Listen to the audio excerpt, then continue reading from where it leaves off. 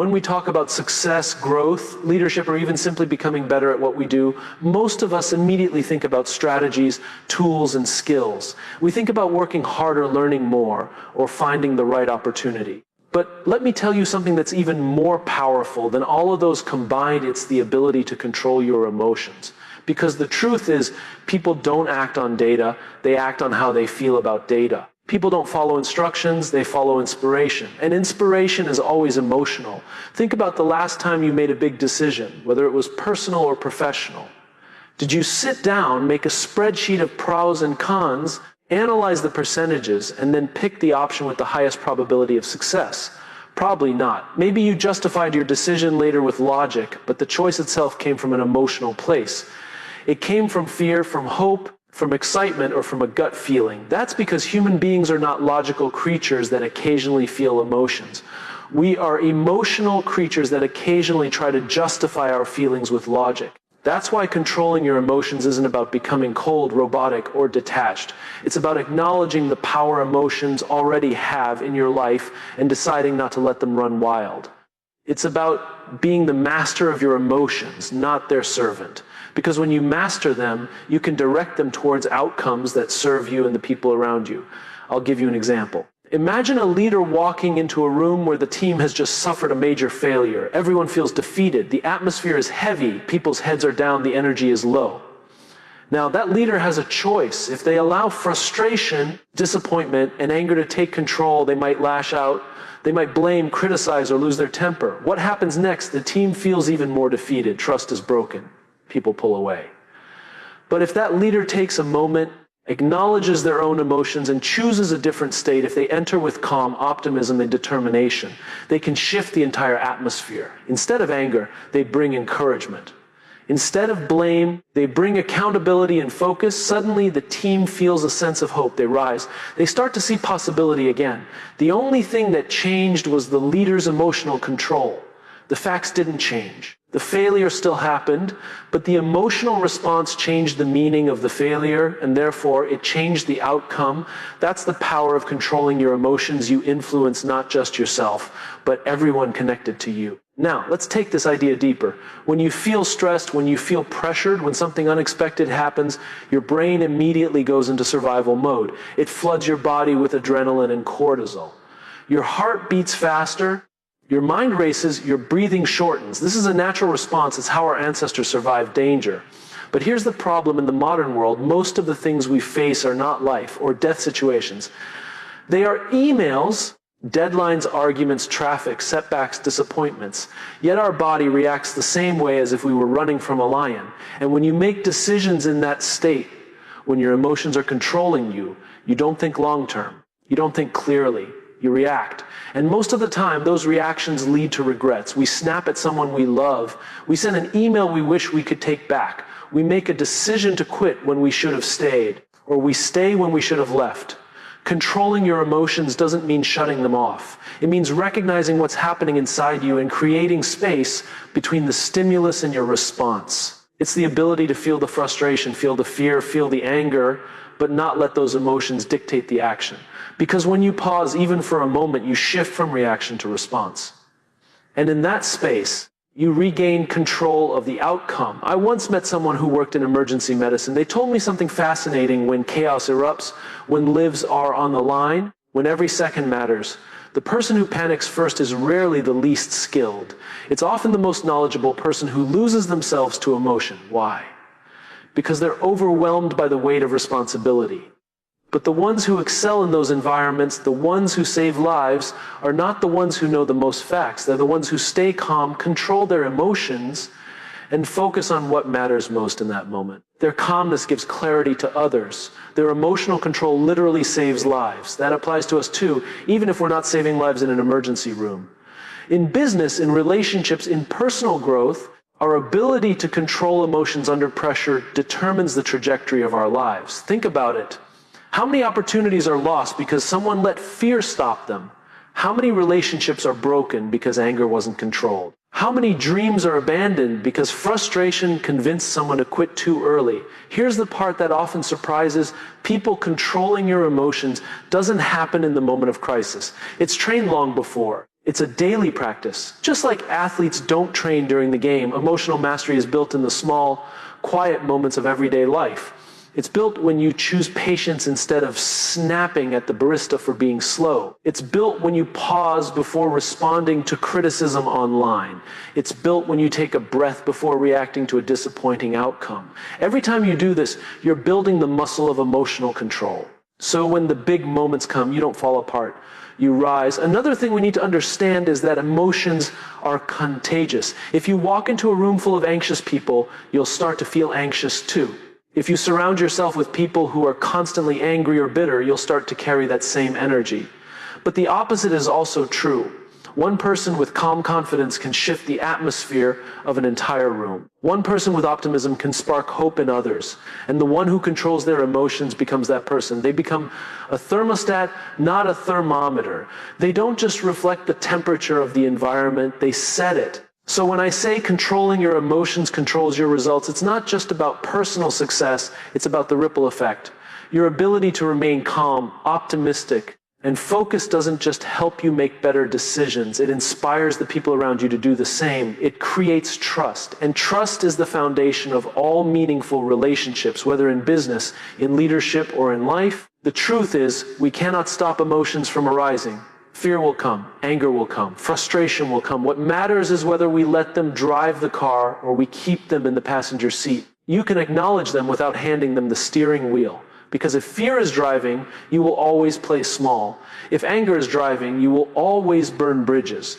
If frustration is driving, you will always quit too soon. But if you are driving, if you are in control, those emotions can serve you. Fear can become awareness. Anger can become passion for justice.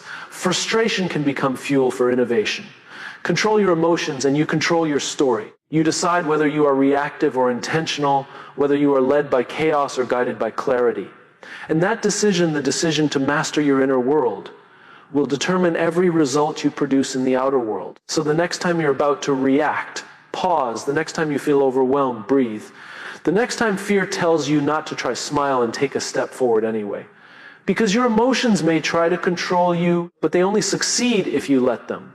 And when you learn to control your emotions, you'll find something remarkable. The results you've been chasing begin to follow. There's a phrase I've always believed in. The difference between average and exceptional is found in the space between what happens to you and how you choose to respond. That space, though often small, is where your entire future is shaped. Most of us don't think about that gap because we live in reaction. Something happens and we immediately fire back. Someone cuts us off in traffic and we honk or yell. A colleague criticizes our work and we defend ourselves with sharp words. A setback appears and we immediately label it as failure. It's automatic, it's instinctive, and most of the time it's destructive. What we don't realize is that greatness lives in that pause. Control lives in that pause. Leadership lives in that pause. The ability to stop, breathe, and choose how to respond instead of reacting impulsively is what separates those who are victims of circumstance from those who rise above it. When you look back on your life, some of your biggest regrets probably came from moments where you didn't pause. You spoke when silence would have been wiser. You acted when patience would have been better. You quit when persistence would have paid off.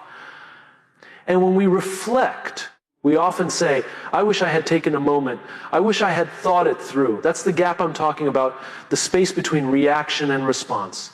Imagine this scenario. Two people experience the exact same setback. A project fails. One person reacts instantly, overwhelmed with frustration, blaming everyone around them, declaring the situation hopeless. The other person takes a breath, allows the frustration to pass through, and then calmly asks, what can we learn from this? How do we move forward? Same event, completely different outcomes. One digs a hole deeper, the other builds a ladder upward. The difference wasn't in the circumstances, it was in the choice made in that small but powerful gap. I remember hearing about a soldier who had returned from deployment overseas. He talked about how in combat, emotions can't be allowed to run wild. Fear, anger, panic, they come like a flood. But he explained something profound. The first impulse will get you killed. The second thought saves your life.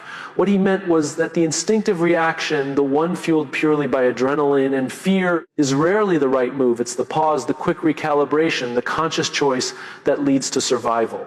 Now, most of us are not in combat zones, but in many ways our lives demand the same skill. Because we face moments every day where the first impulse might destroy trust, break a relationship, or derail an opportunity. The first impulse can damage, but the thoughtful response can create. This is not about suppressing how you feel. It's not about pretending you aren't hurt when someone offends you, or pretending you aren't afraid when challenges appear. It's about honoring the feeling without becoming its prisoner. It's about saying, I feel this, but I don't have to be this. That distinction is everything. Because the moment you let your emotions define you, you give up control. You become a puppet pulled by the strings of circumstance. But when you create that pause, when you take ownership of how you will respond, you become the one holding the strings. Think of a time when someone truly inspired you. Maybe it was a teacher, a mentor, a parent, or even a stranger. I guarantee you that part of what inspired you was not just their words, but their composure. They didn't fly off the handle when things went wrong. They didn't make decisions out of panic. They modeled restraint, patience, and calm strength. And in doing so, they gave you a sense of stability. That's the gift of choosing a response over a reaction. It doesn't just affect you, it gives strength to those around you. The world often tells us that strength is about aggression, dominance, or immediate action. But true strength is restraint. True strength is patience. It's the quiet confidence to say, I don't have to let this moment control me. I will control how I show up in this moment. That's not weakness. That's mastery. I once knew an entrepreneur who lost nearly everything in a sudden financial downturn. His business collapsed almost overnight. Many of his peers reacted with anger, denial, or desperation. Some lashed out, others gave up. But he did something remarkable. He went for a walk. He allowed himself to feel the devastation, but he didn't immediately act. He waited until the storm inside him quieted down. And then he asked himself one simple question. What's still in my control? That question became the seed of his comeback. Within a few years, he had rebuilt stronger and wiser. When I asked him how he managed to respond with such composure, he smiled and said, I just didn't react. And when you don't react, the right response eventually becomes clear. Think about that. Sometimes the wisest thing you can do is nothing at all, at least not right away. Sometimes the best move is to wait, to breathe, to let your emotions settle before deciding what to do. Because when the water is turbulent, you can't see clearly to the bottom. But when you let the water still, clarity appears. The pause creates that clarity. Now, let's be honest, this isn't easy. Our world celebrates speed. We're told to respond to messages instantly, to solve problems quickly, to keep moving at all costs. But reacting fast is not the same as acting wisely. If you respond to everything at the speed of emotion, you will live in chaos. But if you cultivate the discipline of pause, of patience, you create a life of intentionality. You stop being pulled by circumstances, and instead, you start directing them. And here's the irony when you practice this kind of restraint. People start to trust you more. Why? Because they know you won't lose control when things get tough. They know you won't overreact to small issues. They know you won't make reckless decisions under pressure. That kind of trust is priceless. It's what makes people want to follow you, work with you, and believe in you. One of the most powerful examples of this can be seen in negotiations. The person who speaks first, driven by impatience or fear, often loses. But the one who can sit in silence, who can control their emotions, who can wait for the right moment to speak, they're the ones who gain respect and often come out with the better outcome. That's not manipulation, it's discipline. It's the recognition that reaction is weakness, but response is strength. The same principle applies in our personal lives. How many arguments in families, marriages, and friendships escalate because someone reacts instantly in anger? Words are spoken that can't be unsaid. Bridges are burned that take years to rebuild. But imagine if in those moments someone paused, took a breath, and responded differently. Instead of anger, they chose curiosity. Why did you say that? What do you mean by that? Instead of defensiveness, they chose vulnerability. That hurt me. Can we talk about it? That's how conflicts turn into deeper connections. That's how relationships grow instead of crumble. The pause is not weakness, it is wisdom. And it's available to every one of us. You don't need to be a CEO, a soldier, or a guru to practice it. You just need awareness. You need to notice that gap between reaction and response. And you need to decide that your future is worth the discipline of restraint. Over time, the pause becomes habit. It becomes your natural way of living. And when that happens, life changes. You stop being at the mercy of your impulses, and you start shaping your life with intention. You stop saying things you regret. You stop making decisions you wish you could undo.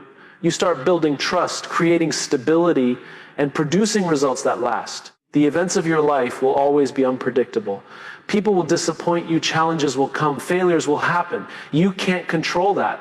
But you can control the space between what happens and what you do next. And that space, that pause, is where your results are born. So the next time life throws something at you, don't rush to react. Don't let anger, fear, or frustration take the wheel. Instead, pause, breathe, create space, and then choose a response that reflects the person you want to be, not just the emotion you happen to feel. Because in that space, you hold your future. In that space, you decide your results. Every one of us carries energy into the spaces we walk into. It doesn't matter whether we're aware of it or not. It's always there. The way we feel, the way we speak, the way we move, it all creates an atmosphere around us. And here's the thing, people don't just notice it, they absorb it. Energy is contagious. It spreads faster than words, faster than actions, faster than logic. Which means if you want to influence people, if you want to lead them, if you want to achieve results that matter, you don't start with strategies or instructions, you start with your emotional state. Think of it this way: when you enter a room, you either lift it or you lower it. You're never neutral. If you walk in with stress, anxiety, or frustration, others will feel it instantly. Even if you don't say a word, they'll pick it up from your tone, your posture, your face. But if you walk in with calm, focus, and optimism, people feel safer, they trust more, they rise with you. That's what it means to multiply your energy. You take control of your emotions so that they don't just serve you, but they serve everyone around you. I once spoke with a teacher who told me about her very first year in the classroom. She said she struggled at first because whenever the students misbehaved, she reacted out of frustration. She raised her voice, she got angry, and the class spiraled even more out of control. But one day, a senior teacher pulled her aside and said, "You set the tone. If you bring calm, they will settle. If you bring panic, they will erupt." She decided to try something different. The next time chaos broke out, instead of yelling, she stayed calm. She lowered her voice instead of raising it. Within moments, the students began to mirror her tone. The energy shifted. That was the day she realized her emotions were not private, they were multiplied through her students. And that's when she truly became a leader in her classroom. Leadership is not about having authority. It's about creating energy that others want to follow. People rarely remember the exact words we say, but they always remember how we made them feel. And feelings are shaped by the emotions we bring into the room. If we bring cynicism, people become cynical. If we bring hope, people find hope. If we bring panic, people panic. If we bring composure, people calm down. That's why emotional control is so powerful, because when you master it, you don't just transform your own life, you transform the lives of everyone connected to you. And this is true in every part of life. In families, children mirror their parents' emotions.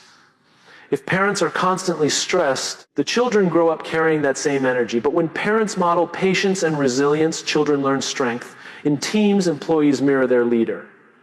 A leader who lashes out creates a culture of fear. But a leader who listens and responds with composure creates a culture of trust. In friendships, one person's negativity can drag everyone down.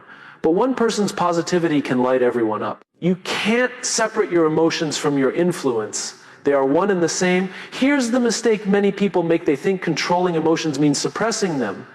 They think it means putting on a fake smile, pretending everything is fine and hiding how they feel. But suppression is not control, it's denial. And denial eventually cracks. Real control doesn't mean you don't feel anger, sadness, or fear. It means you choose how to express those emotions in ways that serve others. It means you channel them. For example, anger can become a driving force for justice when it's expressed with purpose instead of rage. Sadness can become a doorway to connection when it's shared with vulnerability instead of self-pity. Fear can become courage when it's acknowledged but not allowed to dominate. One of the most inspiring leaders I ever heard about was a man who ran a company during a financial crisis. Everyone in the company knew layoffs were possible. The tension was unbearable. People whispered in hallways, productivity dropped, and fear spread like wildfire. The leader could have responded with cold numbers, stiff announcements, and demands for harder work. Instead, he called everyone together, stood in front of them, and spoke with calm honesty. He didn't deny the fear, he acknowledged it. He said, "Yes, this is hard. Yes, we're under pressure. But here's what I believe: if we stand together, if we work smarter, if we take care of one another, we will come through this stronger. His confidence wasn't fake, it was grounded, calm, and real, and it spread.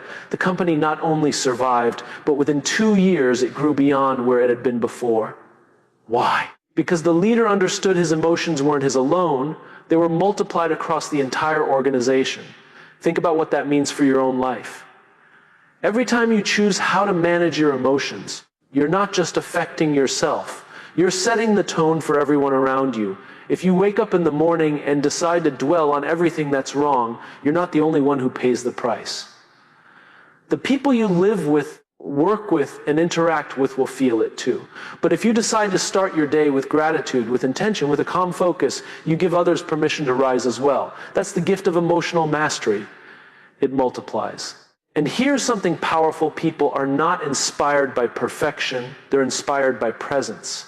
You don't have to be flawless to multiply energy, you just have to be authentic and intentional. Think of the times you've been around someone who radiated calm confidence even in the middle of chaos.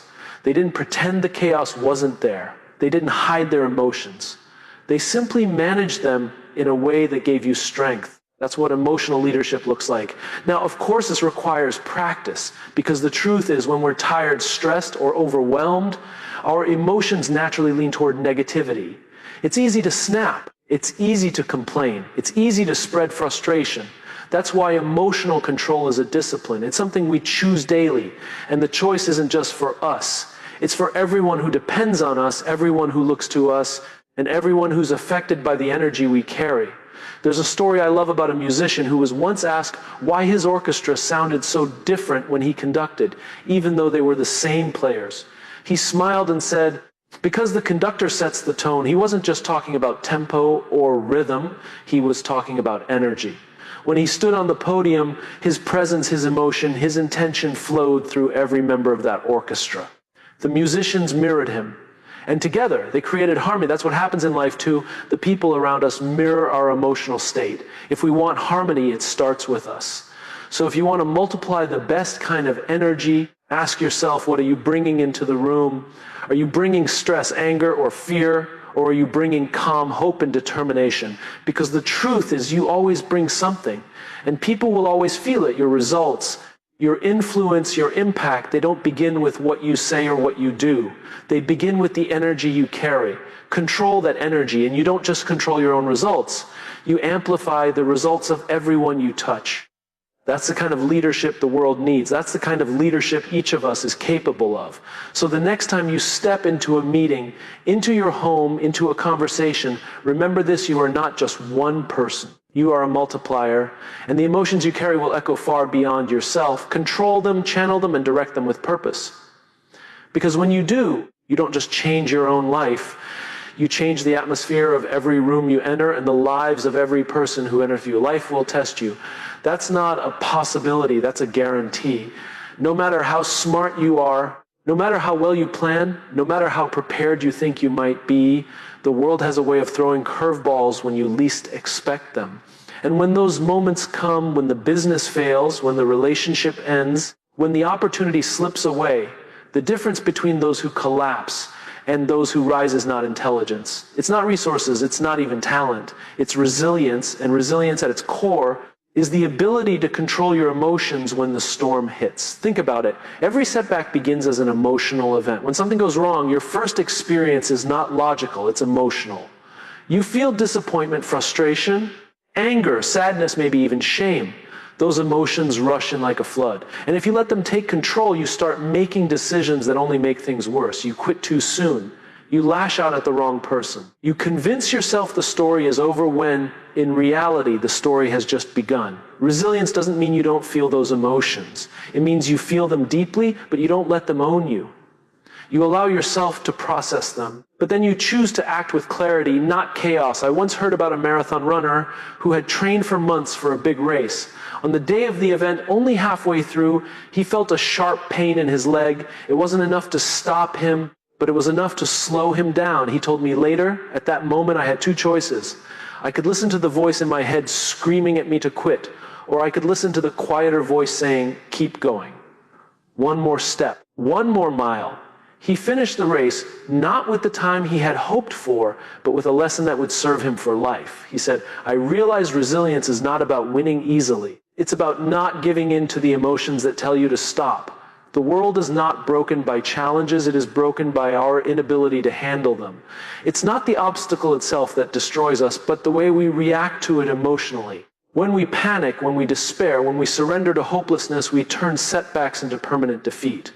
But when we control our emotions, we can reframe the setback. Instead of asking, why me? We start asking, what now? Instead of seeing a dead end, we begin to see a detour. That shift in emotional control transforms defeat into resilience.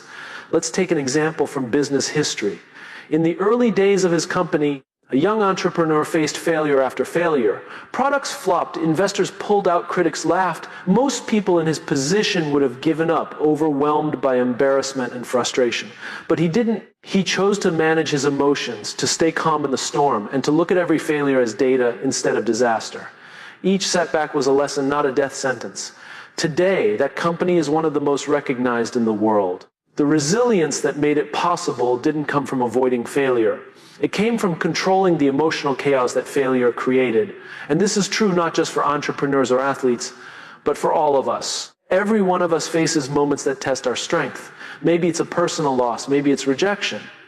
Maybe it's a dream that didn't turn out the way we hoped. The temptation in those moments is to let emotions convince us the story is over. But resilience reminds us the story isn't finished, it's only being rewritten. Emotional control is the pen in your hand that allows you to write the next chapter instead of letting circumstances write it for you.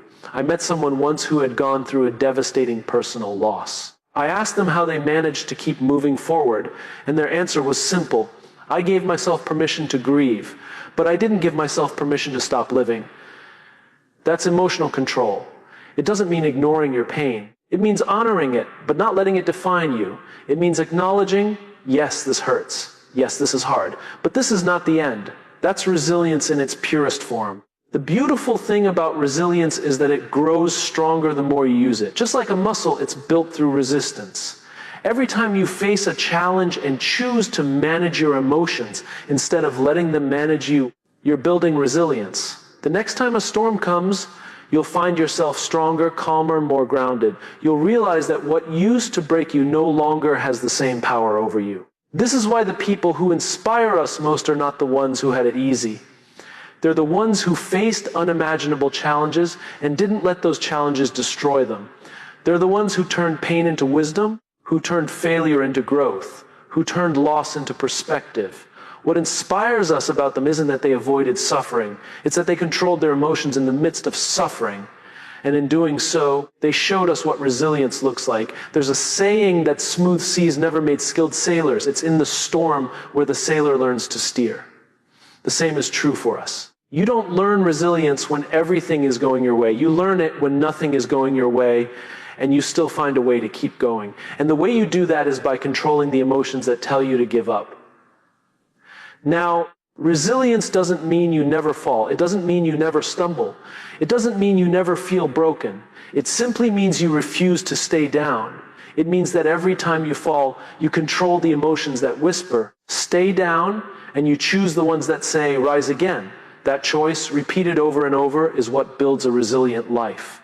And here's the most important part. Resilience is not just about surviving for yourself. It's about giving hope to others. When you remain calm in crisis, when you keep moving forward despite setbacks, you give people around you permission to do the same.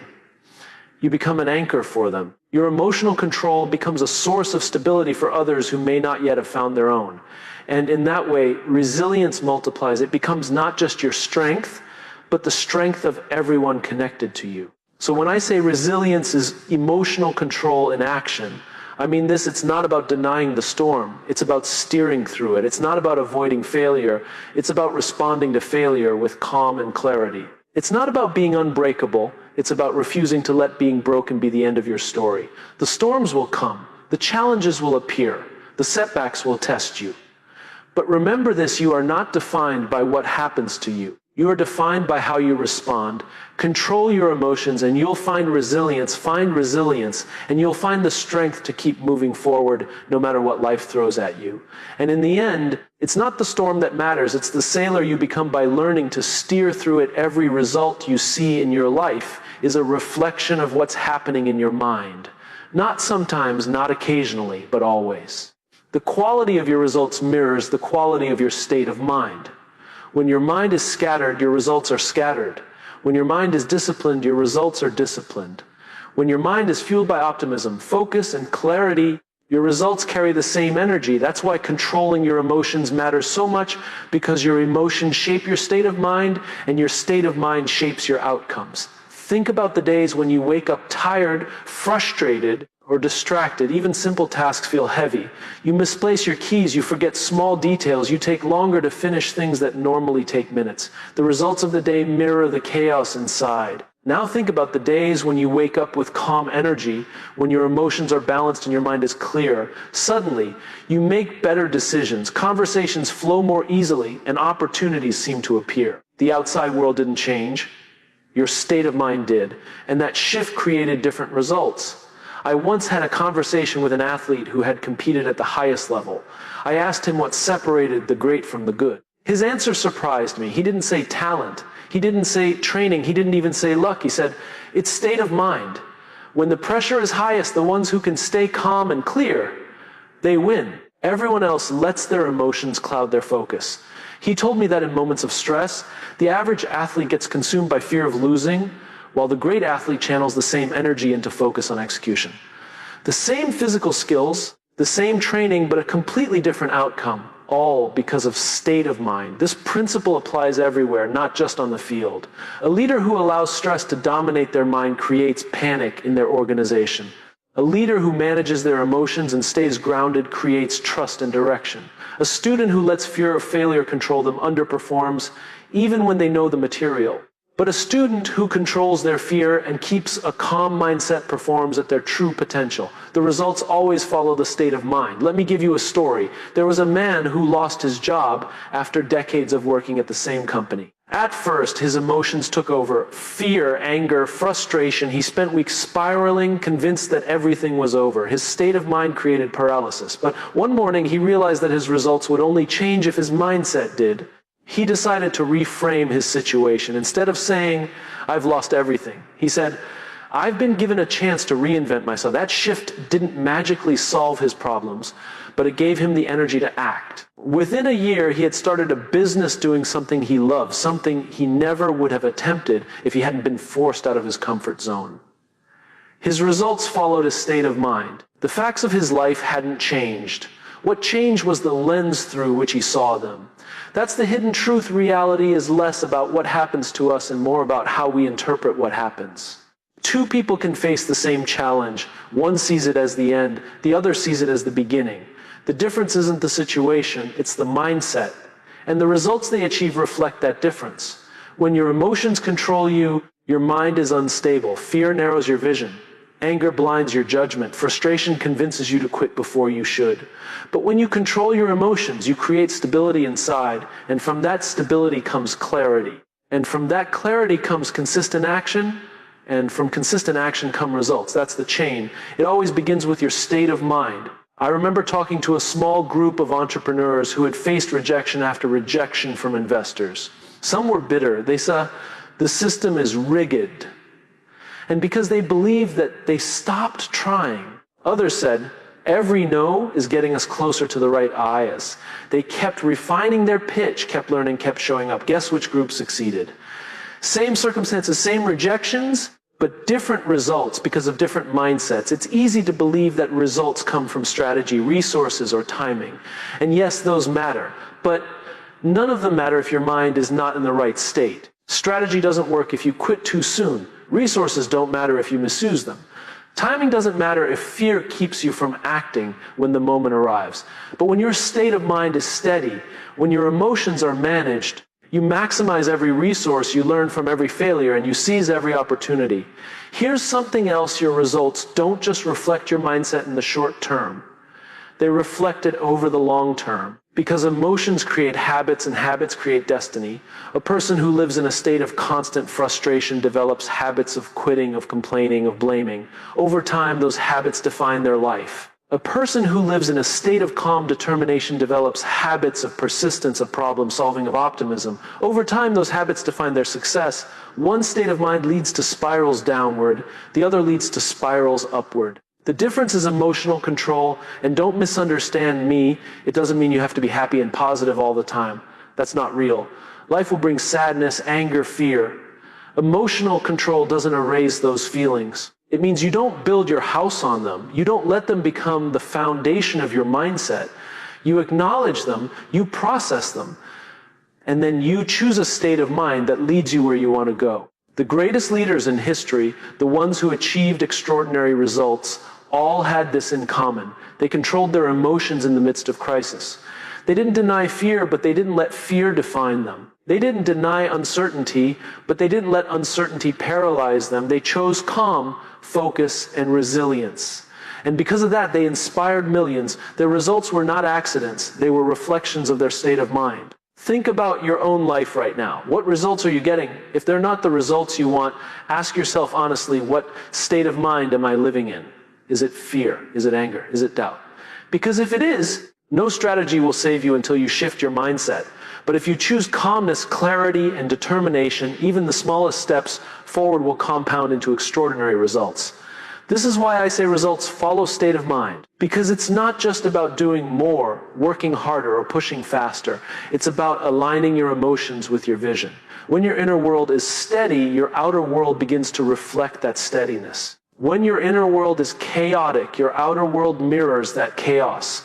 The results are simply the evidence of happening inside. So here's the choice every one of us faces daily. Do we let emotions dictate our results, or do we dictate our emotions so we can create the results we want? The choice isn't easy. It requires practice. It requires awareness. It requires daily discipline. But it's worth it because your life is too important to be run by impulses. Your dreams are too valuable to be handed over to fear. Your relationships are too meaningful to be destroyed by anger. Your potential is too great to be limited by doubt. Control your emotions, and you control your state of mind. Control your state of mind, and you control your results. It really is that simple and that powerful. The question is, will you choose to live from reaction, or will you choose to live from intention? Because the results you achieve tomorrow are being shaped by the mindset you choose today.